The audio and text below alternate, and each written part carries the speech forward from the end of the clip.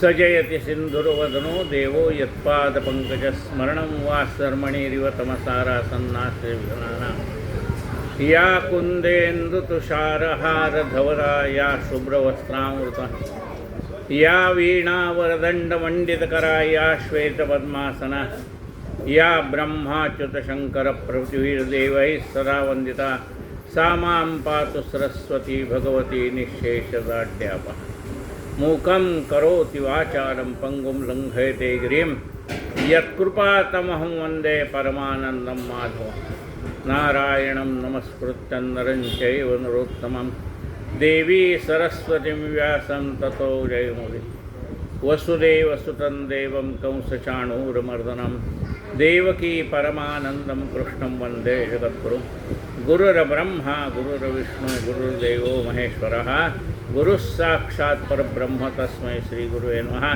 श्रोता वक्ता श्रीराम समर्थ जय जय रघुवीर।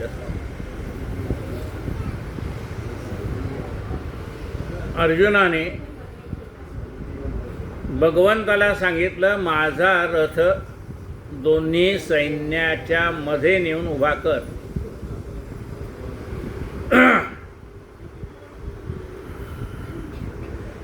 दोन्ही सैन्यामध्ये कृष्णा माझा रथ उभा करी,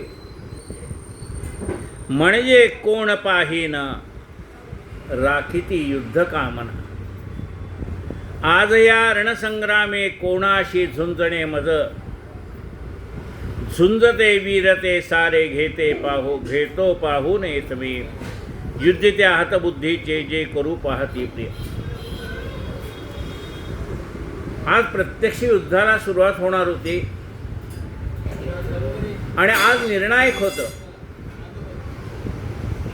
आता कोण कोण समोरासमोर उभे आहेत हे आपल्याकडे 2 दिवसांनी कळणार आहे. 3 तारखेला अर्ज मागे घेतले, 3 तारीख शेवटचे, ते घेतली की मग नेमके कोण कुणासमोर उभे आहेत हे आपल्याला कळणार.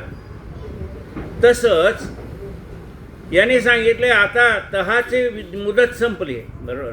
आता प्रत्यक्ष युद्धाला सुरुवात होणार आहे, तर मला हे पाहायचं आहे. दोन्ही बाजूला आपलेच नातेवाईक आहेत, माझ्याही बाजूला आणि त्याही बाजूला. पण आमचे कोणते नातेवाईक या हतबुद्धीचे, जे ज्याची बुद्धी भ्रष्ट झाली आहे, अशा दुर्योधनाचं हित करू पाहणारे, ज्यांनी प्रत्यक्ष पाहिलंय की या पांडवावरती या कौरवांनी अन्याय केलाय. भीमाला विष घालून पाचण्याचा प्रयत्न केला, लाक्षागृहात जाळण्याचा प्रयत्न केला, द्रौपदीचं वस्त्रहरण करण्याचा प्रयत्न केला. या सगळ्या गोष्टी ज्यांनी प्रत्यक्ष पाहिलेल्या आहे. पांडवावर झालेला अन्याय किती, 5 गावं मागितली नाही म्हणले, सुईच्या कणावर मागवेल एवढी पण जमीन देणार नाही. इतका अन्याय प्रत्यक्ष डोळ्यांनी पाहून सुद्धा जे त्याची पाठराखण करतायत, असे कोण कोण आहेत ते मला पाहू दे. मला आता त्यांच्याशी युद्ध करायचं आहे, त्यामुळे कोण कोण आहेत ते पाहू दे. संजय म्हणाला, धृतराष्ट्राने विचार काय झालं, युद्ध झालं की नाही अजून सुरू. अर्जुनाचे असे वाक्य कृष्णे ऐकून शीघ्रची दोन्ही सैन्यामध्ये केला उभा उत्तम रथ. दोन्ही सैन्याच्या मध्ये तो भगवंताने रथ उभा केलाय. मग लक्षुनिया नीट भीष्म द्रोण नृपासतो, म्हणे हे जमले पार्था पहा कौरव सर्व. भगवंत सांगतायत की अर्जुना पाहून घे, या दुर्योधनाची बाजू घेणारे कोण कोण आहेत पहा. हे भीष्माचार्य आहेत, ज्यांनी तुला विद्यादान केलं आहे ते द्रोणाचार्य आहे.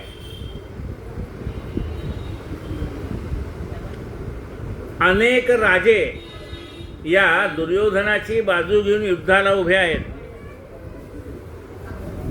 म्हणे हे जमले पार्था पहा कौरव सर्व. तेच अर्जुन तो पाहे उभे सारे व्यवस्थित.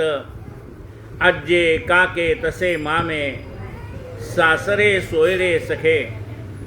गुरुबंधू मुले नातू दोन्ही सैन्यात सारखे. असे पाहून तो सारे सज्ज बांधव आपुले. अत्यंत करुणाग्रस्त विषादे वाक्य बोलिला. पाहिलं त्याने, अरे विश्वाचार्य ज्यांच्या अंगाखांद्यावर आपण खेळलो तेच.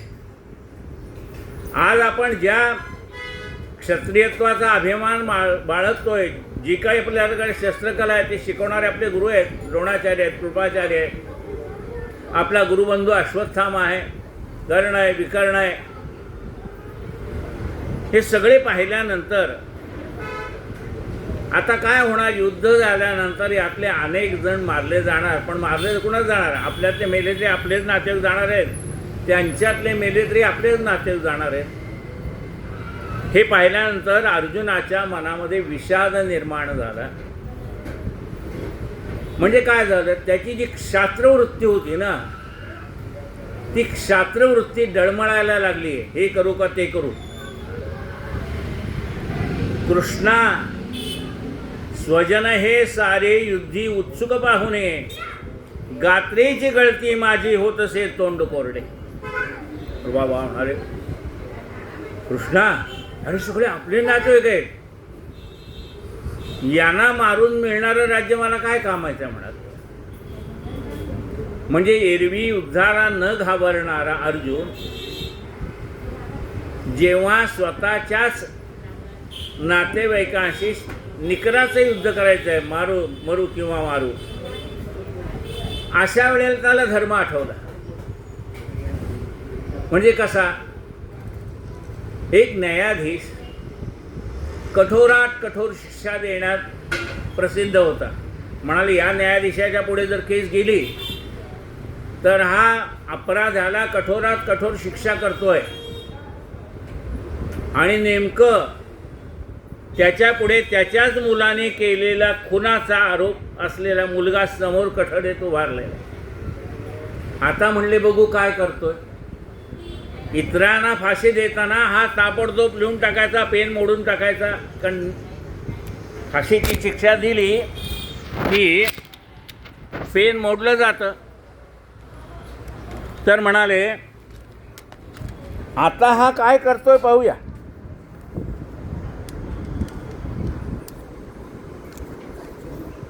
आता त्याला धर्म आठवायला लागला. कोणाला? जज्जाला. कारण मुलगा स्वतःचा आहे ना. एरवी कठोरात कठोर शिक्षा देणारा जज तो आता काय म्हणायला लागला? म्हणले खरं म्हणजे फाशीची शिक्षाच नको. काय म्हणायला लागला आता? बाकीच्यांना फाशी देताना याला काय वाटत नव्हतं. आता म्हणाला कला की फाशीची शिक्षाच नको, त्यापेक्षा म्हणाले याला आपण जन्मठेप देऊया.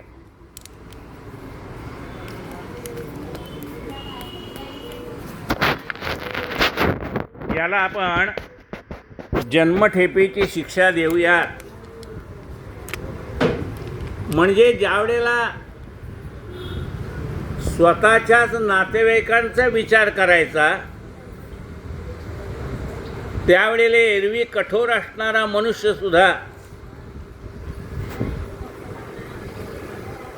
एखादं धर्मशास्त्र आपल्याला उपयोगी पडतंय का हे पाहायला लागतो. तशी अर्जुनाची गत झाली.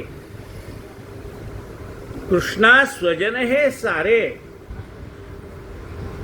युद्धी उत्सुक पाहुणे. गात्रेची गळती माझी होत असे तोंड कोरडे. म्हणजे माझ्या हातापायातली सगळी शक्ती निघून गेली आहे, घशाला कोरड पडली आहे. शरीरी सुटतो कंप, उभे रोमांच राहते. गांडीवून टिके हाती, सगळी जळते त्वचा. हातापायाला कंप भरतोय. म्हणजे एखाद्याच्या हाताला कंप सुटला तर त्याला बशीतला कपसुद्धा हातात नीट धरता येत नाही का बशी धरता येत नाही. आता ज्याला बशी सुद्धा धरता येत नाही त्याला काय गांडीव धनुष्य पेलवेल का? मग आता परिस्थिती अर्जुनाची तशीच झाली आहे ना, कंप सुटलेला आहे. त्यामुळे गांडीव धनुष्य सुद्धा त्याला पेलेना. गांडीव न टिके हाती, सगळी जळते त्वचा. आतनं लाही लाही होते म्हणाले माझी या विचारानेच की या नातेवर कसं लढू. न सकेची उभा राहू, मन हे भ्रमले जसे. कृष्णा, मला असं वाटतं की यांच्याशी युद्ध करू नये. माझ्या मनामध्ये काय झालंय, आता भ्रम निर्माण झालाय, मोह निर्माण झालाय. त्यामुळे मी आता निश्चित असा विचार करू शकत नाही, अशी माझी परिस्थिती आहे. कृष्णा, मी पाहतो सारी विपरीतची लक्षणे. हे सगळं वेगळंच पाहतोय म्हणाले. म्हणजे कौरव 100 आणि पांडव 5 मिळून आम्ही 105 असं म्हणायच्या ऐवजी आता कौरव म्हणतात आमचा आम्ही लढतो आणि पांडव म्हणतात आमचा आम्ही लढतो, असं झालंय म्हणाले. आता कुणाची बाजू घ्यायची? हां,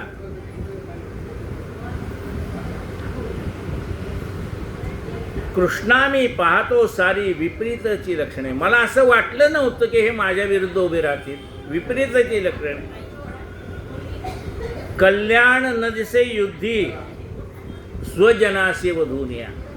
आपल्याच नातेवाईकांचा वध करून मिळणारं राज्य मला नको आहे. नको जय, नको राज्य, नकोत मजती सुखे. राज्ये भोगे मिळे काय, किंवा काय जगू नये. या सगळ्यांना मारून मिळालेलं राज्य मला नको आहे. मग ती त्याच्यापासून मिळणारी सुख तरी मला काय सुख देणार आहे? आणि राज्य भोगून मला काय सुख मिळणार? कारण का सुख मिळणार नाही? माझं मन मला खात राहील, मी माझ्या नातेवाईकांचा वध केला म्हणून. म्हणजे राज्य मिळेल पण माझं मन मला खात राहील. त्यामुळे राज्याचा सुखोपभोग सुद्धा मला घेता येणार नाही. नको जय, नको राज्य, नकोच मजती सुखे. राज्ये भोगे मिळे काय, किंवा काय जगू नये. ज्यांच्यासाठी अपेक्षावी राज्य भोग सुखे ही. मनुष्य म्हणले सगळे पैसे मिळवतो कोणासाठी? चांगल्या मार्गाने वाईट मार्गाने मिळवणारा पैसा कशासाठी म्हणाले? आपल्या नातेवाईकांना खुश करण्यासाठी. आणि आपले सख्खी माणसं, चुलत माणसं, आत्ते भाऊ, मामे भाऊ, जवळचा लांबचा, ह्या सगळ्यांना सुख देण्यासाठी हे सगळं वैभव आपण मिळवतोय. पण हे वैभव मिळवून ही जर माणसंच शिल्लक राहिली नाहीत तर माझं सुख पाहणार कोण आहे? राज्ये भोगे मिळे काय, किंवा काय जगू नये. आणि जिवंत राहून तर मग काय उपयोग आहे म्हणाला? ज्यांच्यासाठी अपेक्षावी राज्य भोग सुखे इति. सजले त्याची उद्धास, धना प्राणास सोडून. ते आपल्या जीवावर उदार झालेत. कृष्णा, अरे युद्ध करायचं म्हणजे काही सोपी गोष्ट आहे का? एवढं सगळं सैन्य जमा करावं लागणार. जेवढं लक्षावधी सैन्य आहे त्यांना रोजचं चहा पाणी नाश्ता जेवण, त्यांच्या राहण्यासाठी तंबू, त्यांच्यासाठी लागणारी शस्त्रास्त्र, त्यांच्यासाठी ते कोणी जखमी झाले तर त्यांना मलमपट्टी करणारी माणसं. म्हणजे एक युद्ध करायची का सोपी गोष्ट आहे का? म्हणजे याच्यासाठी लागणारा धन तेही हेच खर्च करणार आहे. आणि स्वतःच्या प्राणावर उदार झालेत. कृष्ण म्हणला कोण उदार झालं एवढं जीवावरती? कृष्णा, तुला माहित नाही का? आज्जे बाप मुले नातू आमुचे दिसतील. इथं आमचे आजोबा आहेत, मुलं आहेत, नातवंड आहेत, आमच्या विरुद्ध उभे आहेत.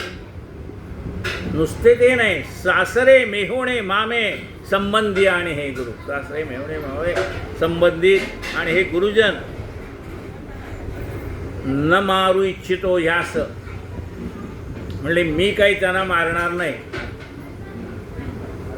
ते म्हणले आता युद्ध सुरू झाल्यानंतर तू जर धनुष्यबाण खाली ठेवलं ते तुला सोडतील का म्हणाले. आता युद्धाचाच निश्चय करून आलेले आहेत आणि दुर्योधन तर तुला जिवंत राहूच देणार नाही म्हणजे मारतील का नाही. न मारू इच्छितो यास मारतील जरी मज, त्याने माझा वध केला तरी चालेल. कृष्णा तू म्हणतोस ना ते खरं आहे. आता हे काय मला येत नाही जिवंत जाऊ देणार नाही. पण एक वेळ माझा प्राण गेला तरी चालेल, पण यांना मारून मिळाले सुख मला नको आहे. विश्व साम्राज्य सोडून पृथ्वीचा पाडतो किती. यांना मारून मिळालेलं विश्वजित म्हणून जरी मला पदवी मिळाली तरी काय कामाचं आहे. ब्रह्मांड बी जिंकलं तरी काय कामाचं आहे. या कौरवास मारुनी कायसे आमुचे प्रिय, अत्याचारी जरी झाले यास मारुनी पापचे. यांना म्हणाले मारून काय करायचंय. अत्याचारी जरी असले, लोकांचे खून करणारे असले, लुबाडणारे असले, काही झालं तो आपलेच नातेवाईक आहेत. काय म्हणतात आजचा काळ ह्यात काही फरक नाही. बघा लक्षात घ्या, हे सगळं आजच्या काळाला लागू पडतंय. अत्याचारी जरी झाले, मला काही माहित नाही का म्हणाले अत्याचारी आहेत. आपण आपलेच नातेवाईक आहेत ना. हां, अत्याचारी जरी झाले यास मारूनही पापची. यांना मारलं तर पापच लागणार आहे. म्हणून घात बंधूचा आम्हा योग्य नव्हे चितो. म्हणून या बांधूजनाचा घात करणं आम्हाला योग्य वाटत नाही. आम्ही स्वजन मारूनी सुखे व्हावे कसे बरे. आम्ही आमच्या स्वजनांना मारून मग आम्हाला सुख कसं मिळणार. लोभाने नासली बुद्धी त्यामुळे हे न पाहते. त्यांच्या मनामध्ये युद्ध करावं असं का वाटतं हे मलाही कळतंय. कोण म्हणतोय. अर्जुन. कारण त्यांची बुद्धी लोभाने भ्रष्ट झालेली आहे. म्हणजे आपल्याला मिळालेलं अर्ध राज्य पांडवांचं, अर्ध कौरवांचं, तर त्यांना वाटतंय अर्ध राज्य आमचं आहे ते आहे, पण पांडवांचं सुद्धा आम्हाला मिळावं. हे केव्हा होतं. ज्या वेळेला माणसाचा लोभ वाढतो ना, त्यावेळेला असं होतं. लोभ कसा वाढत जातो. आज एक केळ मी घरी नेलं तर काय बिघडलं. उद्या 2 नेले ते काय बिघडलं. परवा अर्धा डझन नेली ते काय बिघडलं. हा लोभ वाढत जातो की नाही.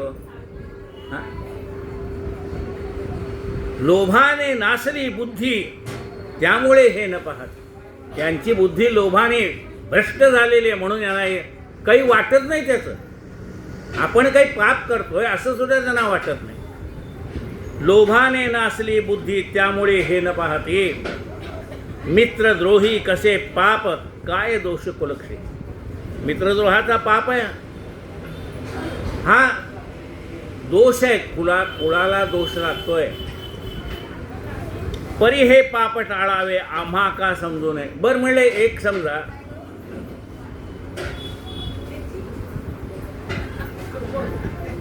आपसात कोणी बोलू नका. आपसात बोलला ना की माझं कॉन्सन्ट्रेशन असतं ना, म्हणजे माझ्याकडे येणारा जो वरून येणारा प्रवाह आहे तो माझ्या चाठ्यांच्या बुद्धीत काही नाही यातलं. हे तिकडनं महाराज सांगत असतात. तुमच्याकडे पाहिल्यानंतर माझी जी कॉन्सन्ट्रेशन आहे ना, तुमचं लक्ष नाही म्हटलं की मग माझंही लक्ष जातं. त्यामुळे जो एक फ्लो आलेला असतो त्याला डिस्टर्ब होतो. कोणी आपसात बोलू नका. ऐकायचं नसलं बाहेर खुर्ची टाकून बाहेर बसा.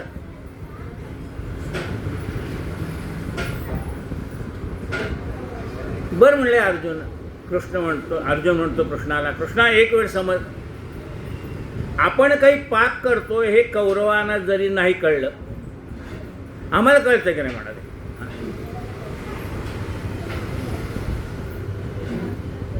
परी हे पाप टाळावे आम्हा का समजू नये.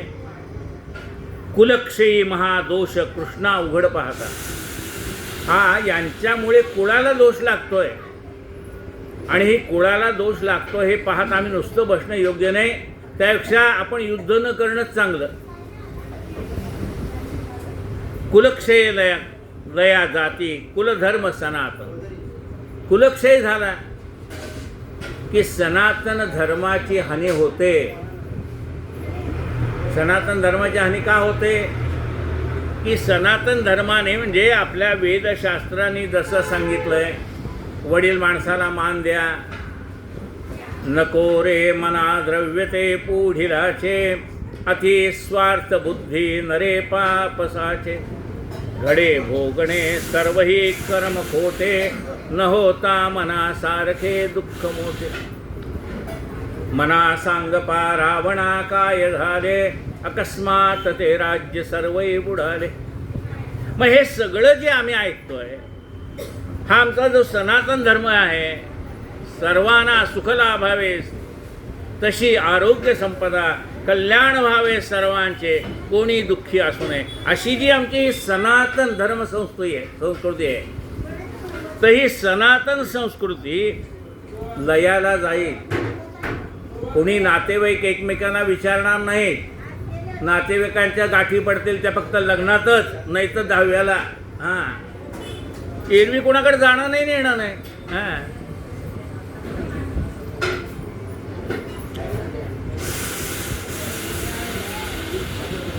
कुल धर्म सनातन. धर्मनाशे कुळी सर्व अधर्म पसरे मग. मग असा हा जर कुलक्षय झाला तर अधर्म सगळीकडे पसरेल.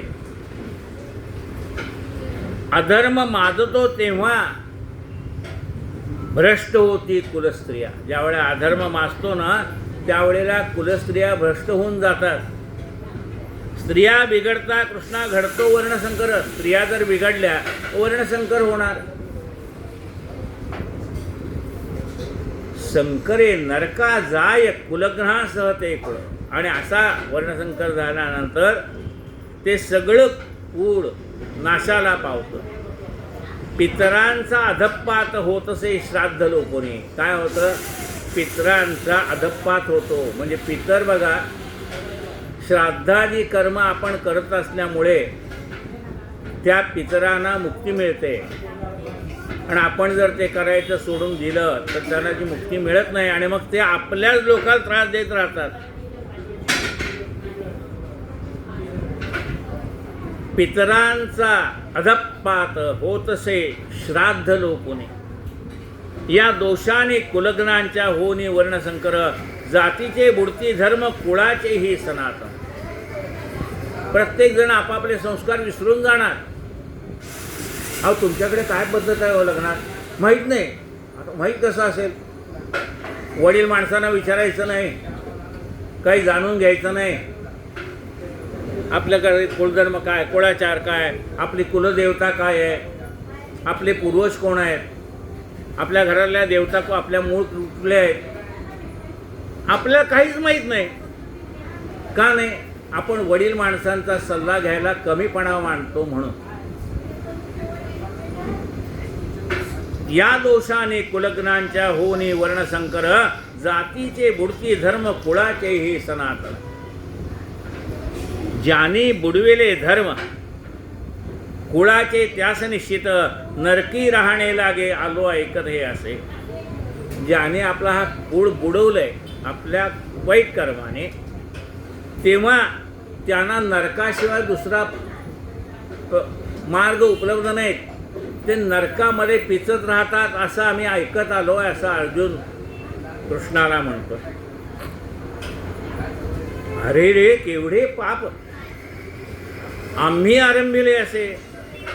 लोभे राज्य सुखासाठी मरावे स्वजनासे. अरे अरे, आम्ही केवढं मोठं हे पाप आरंभलंय. लोभासाठी, केवळ राज्य मिळावं ह्या लोभासाठी हे सगळं पाप चाललेलं आहे. त्याहूनही शस्त्र सोडून उगा राहीन ते बरे. मारोत मग हे युद्धी शस्त्रांनी मज कौरव. कृष्णा, आता मी युद्ध करणार नाही. तू म्हणतो तसं यांनी सगळ्यांनी येऊन मला इथल्या इथं मारलं तरी चालेल, असं अर्जुन कृष्णाला म्हणाला. तेवढ्यात पुन्हा धृतराष्ट्राने विचारलंच. मग एवढं अर्जुनाला हा सगळा पश्चाताप होतं, युद्धच करायला नको म्हणतोय. तेव्हा पुढं काय झालं? मग संजय सांगतोय त्याला. संजय म्हणाला, असे रणात बोलून शोका वेगात अर्जुन धनुष्य बाण टाकून रथी बैसून राहिला. हातातलं धनुष्य बाण त्याने खाली टाकलाय आणि निश्चिंत बसलाय. आता मला युद्धच करायचं नाही. या ठिकाणी पहिला अध्याय संपला. श्रीकृष्ण गोविंद हरे मुरारे, हे नाथ नारायण वासुदेव. श्रीकृष्ण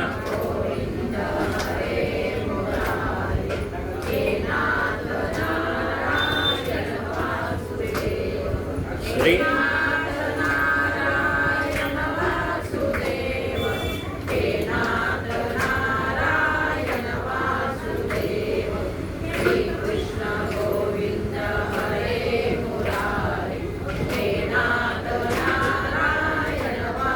गोपाल कृष्ण भगवान की जय. संजय म्हणाला, असा तो करुणाग्रस्त घाबरा अश्रुगाडीत करीत असता खेद त्यास हे कृष्ण बोलिला.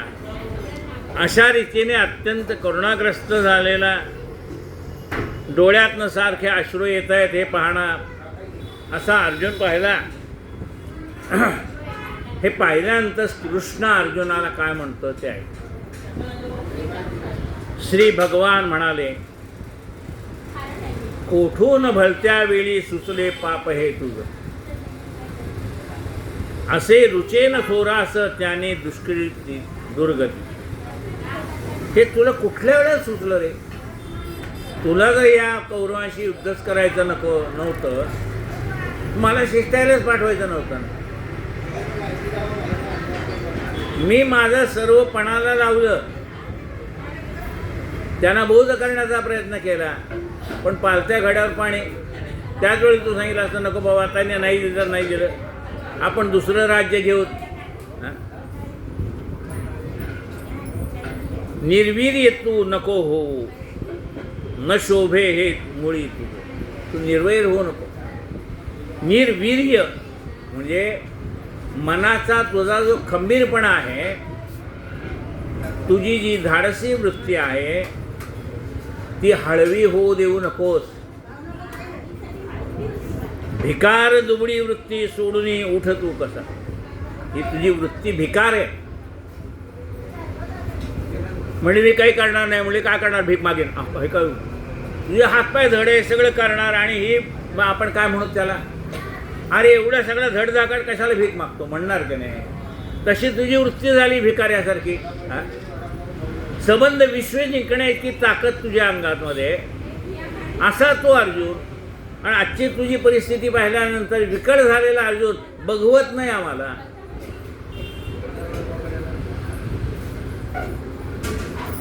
अर्जुन म्हणाला, कसा रणांगणी झुंजू भीष्म द्रोणा विरुद्ध मी, यास बाण कसे मारू आम्हा हे पूजनीय. कृष्णा तो म्हणतो, माझा वीररस कुठे गेला असं तो म्हणतो. खरं आहे, पण कृष्णा मला सांग ना, तू या भीष्माचार्याविरुद्ध द्रोणाचार्याविरुद्ध मी बाण कसा उठू, धनुष्याला बाण कसा लावू सांग. कारण हे आमचे पूर्वज आहेत.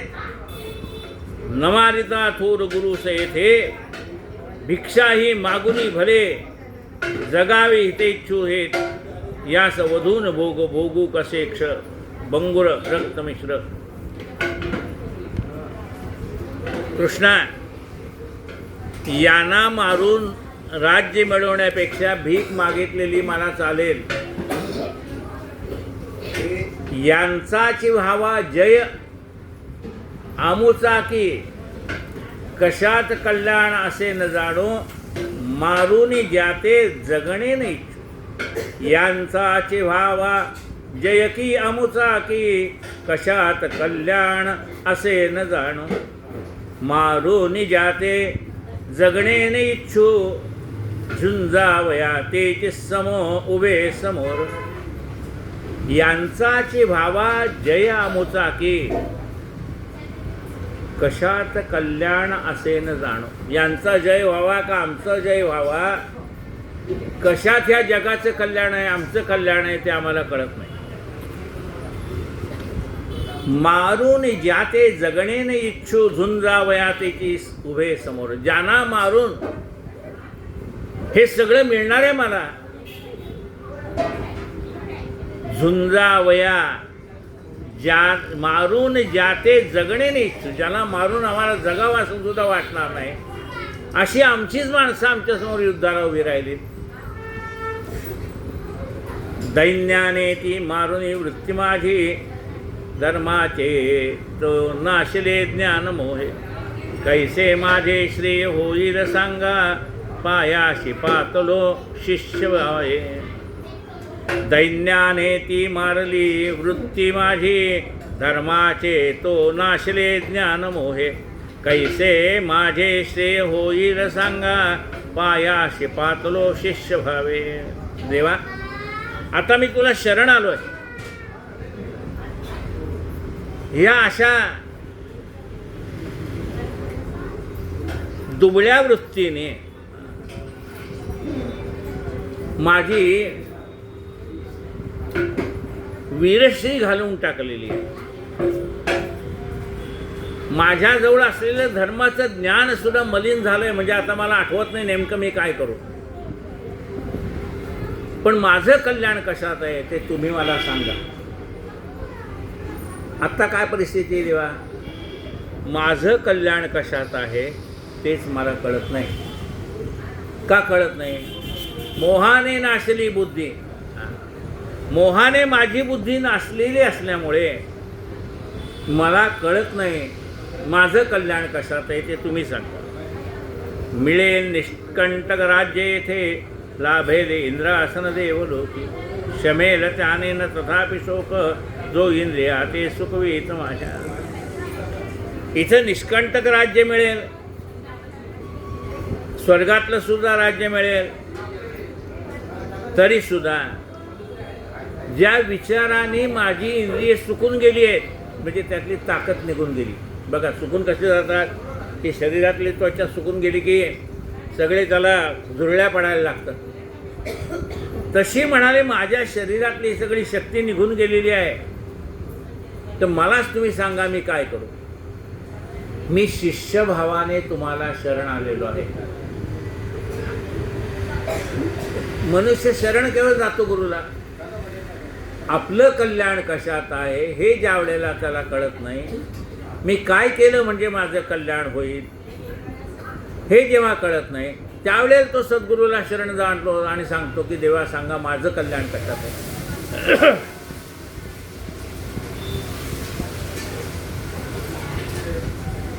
संजय म्हणाला, असे अर्जुन तो वीर ऋषिकेशास बोलूने. शेवटी नव्हे शेवटी मीन झुंजेची, या शब्दाने स्तब्ध राहिला. मग त्यास ऋषिकेश जणू हसत बोलेला, करीत असता शोक दोन्ही सैन्यामध्ये तसा. आणि अशा रीतीने तो शोकमग्न झालेला अर्जुन, हतबल झालेला अर्जुन, त्याला पाहून श्रीकृष्ण हसत हसत बोलले. काय बोलले? पुढच्या एकादशीला किंवा मध्ये जेव्हा वेळ मिळेल त्यावेळेला. काये नवाच्या मनसेंद्रियर्वा, बुद्ध्यात्मना वा प्रकृती स्वभावा. करोमि यज्ञं सकलं परस्मै, नारायणायति समर्पयामि. रामनारायण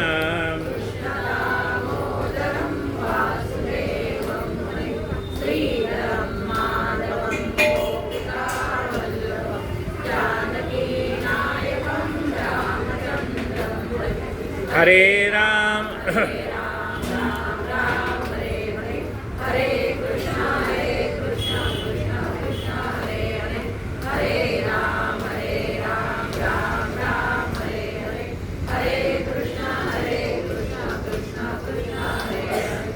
गोपाल कृष्ण भगवान की जय. आजची एकादशी जी आहे तो आपल्या इथे जो नित्य हरिपाठ होतो त्या हरिपाठाच्या मंडळींतर्फे आजची एकादशीचा प्रसाद त्यांनी करता येते. त्या सर्वांनी रात्री फराळाला यायचं आहे. त्यांनी निरोप सांगायला सांगितलं आहे तेवढं तुमच्यापर्यंत पोहोचवतो. सर्वांनी या. आरती